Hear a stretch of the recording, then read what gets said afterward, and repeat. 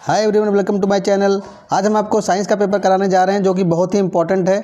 अगर आप ये पेपर कर लेंगे तो कम से कम इसमें 60 से 70% क्वेश्चन जरूर फंस जाएंगे, क्योंकि ज़्यादातर पेपर रिपीट होते हैं यूपी बोर्ड के अंदर। तो ये हमारा ओरिजिनल पेपर है, आप इसे देख सकते हैं। ये हमारा पेपर जो है, हमारा साइंस का पेपर 2024 का है और ये IK सेक्शन का है, ठीक है। तो अगर आप इसको कर लेते हैं, आप पिछला रिपीट जो हुआ है पेपर, आप देखिए मैथ्स का, देखिए सारा रिपीट हुआ ज़्यादातर क्वेश्चन जो ओरिजिनल पेपर आए हुए हैं, ठीक है। आगे देखते हैं हम एक करके क्वेश्चंस को। तो हमारा पहला क्वेश्चन है ये खंड आ, अवतल दर्पण के सम्मुख ध्रुव और फोकस के बीच अगर कोई वस्तु रखी है तो उसका प्रतिबिंब कहाँ बनेगा? तो सीधा, आभासी तथा बड़ा। ये देखिए हमने यहाँ बना के भी दिखाया है। नेक्स्ट देखते हैं क्वेश्चन, दूरदृष्टि दोष के निवारण के लिए कौन से लेंस प्रयुक्त किए जाते हैं? लेंस कौन सा प्रयुक्त होता है निवारण के लिए?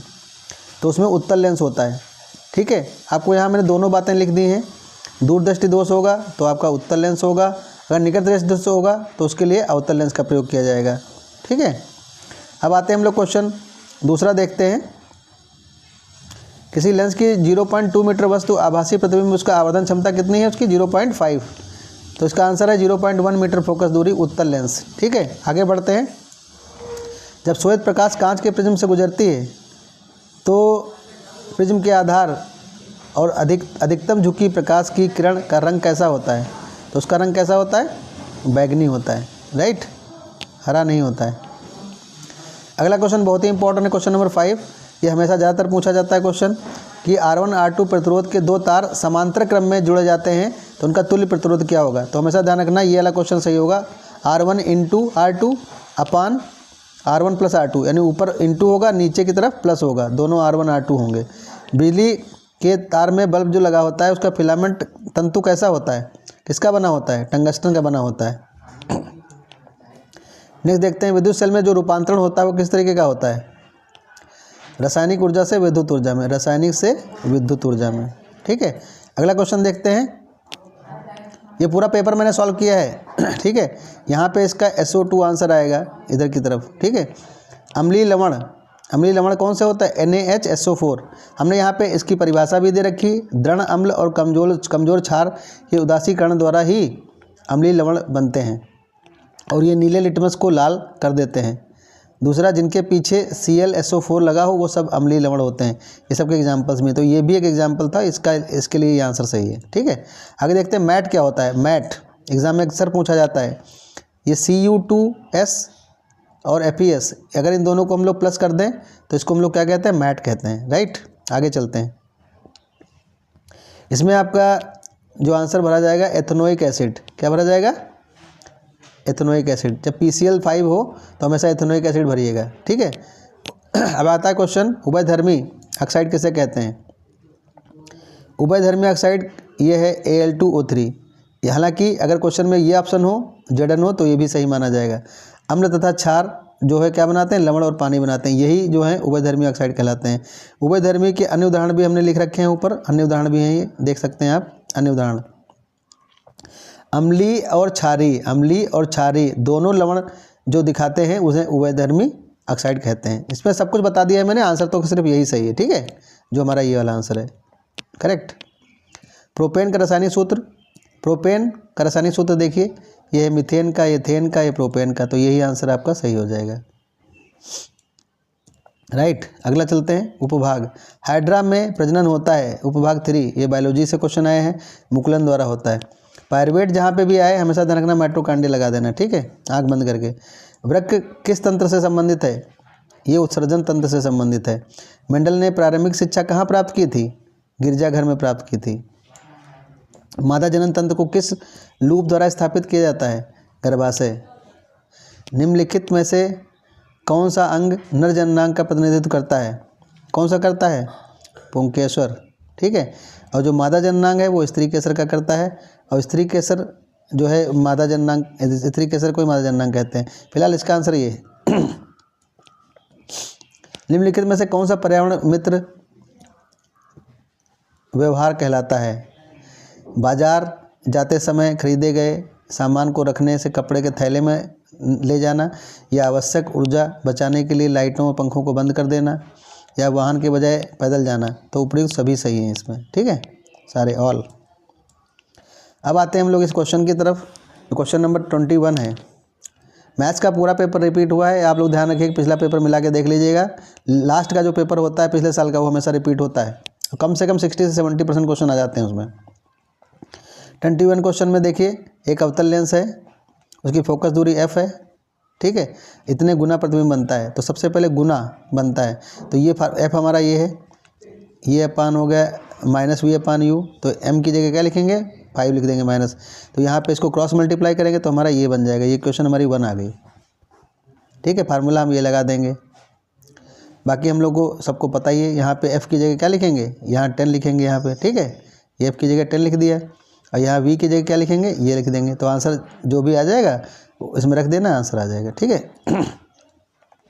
एक उत्तल लेंस की फोकस दूरी, एक उत्तल लेंस की फोकस दूरी 50 है, यानी f 50 है हमारा, देखिए f 50 है, u हमारा कितना है -25, ये देखिए, राइट। इसको लेंस है तो लेंस में फार्मूला होता है 1/f = 1/v - 1/u, इसमें रख दीजिए, आंसर आ जाएगा सड़क से, ठीक है। क्वेश्चन नंबर 23, 1 2 3 5 ये श्रेणी क्रम में जोड़े गए हैं, और इन पे वोल्ट जो होता है 30 विभवांतर का है, इनके बीच का विभवांतर ज्ञात कीजिए दोनों सिरों के, ठीक है। तो कैसे जोड़ेंगे, देखिए यहाँ पे लगा हुआ है, ये देखिए सीरीज में जोड़ा है मैंने 2 3 5, ठीक है। तो इसको जोड़ दिया, देखो सीरीज में, तो यहाँ पे 10 ओम आ गया, 1 R1 R2 करके, ठीक है। अब VIR इसमें निकालना था, तो यहाँ V की जगह 30 लिख दिया, और यहाँ पे I की जगह कुछ नहीं लिखा, और R की जगह 10 लिख दिया, काटा सीधा 3 एम्पियर आ गया। फिर वोल्टेज निकालना था, तो V1 = IR1 हो गया, इसमें निकालना था, तो R की जगह I की जगह 3 लिख दिया, R1 की जगह 2 लिख दिया, 2 यहाँ पे देखिए, तो ये आ गया, सबका निकाल दिया अलग अलग, ठीक है। आगे चलते हैं। क्वेश्चन है, घरेलू परिपथ में कार्यप्रणाली बताइए, आवरण किस तरीके के होते हैं, आवरण किस तरह होते हैं, और उनका कार्य क्या होता है, रंग लिखिए। यानी बहुत बार क्वेश्चन पिछले साल से लगातार हर पेपर में क्वेश्चन आया है। तो जीवित तार जो होता है वो लाल रंग का होता है, भूसंपर्क तार हरे रंग का होता है, उदासीन तार भूरे रंग का होता है, ठीक। अब इनके सबके अलग अलग फंक्शन क्या है।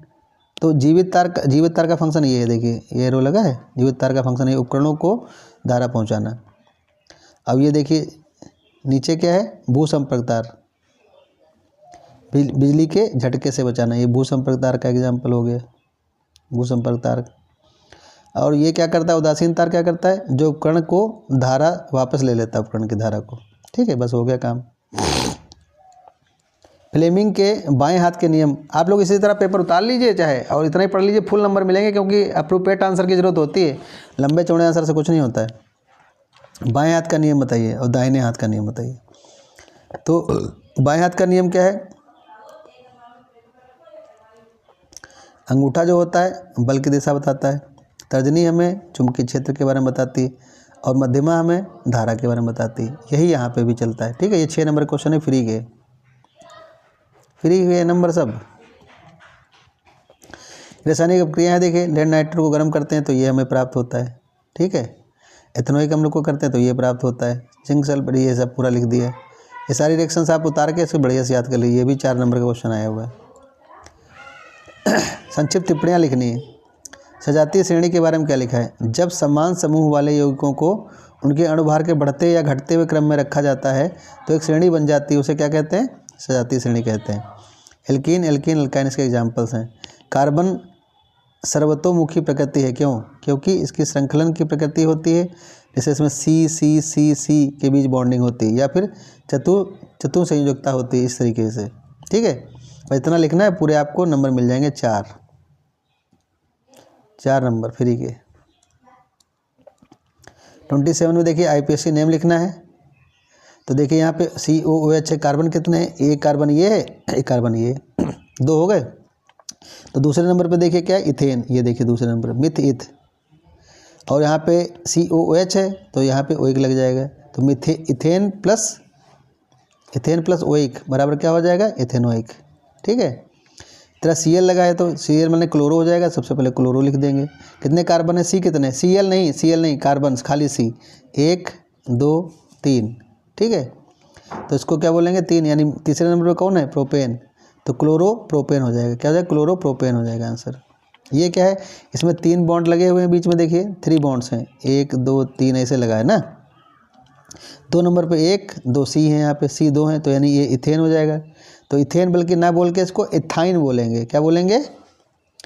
क्योंकि ये ट्रिपल बॉन्ड लगा है, शायद हमको लग रहा है ट्रिपल बॉन्ड है। ये ट्रिपल बॉन्ड है तो इथाइन हो जाएगा। ये गलत लिखा है। अगर डबल होगा तो एथीन होगा, ट्रिपल होगा तो इथाइन होगा। ध्यान रखना, ठीक है। ये ध्यान रखना, हमने डबल के साथ बताया तो एथीन है, ठीक है।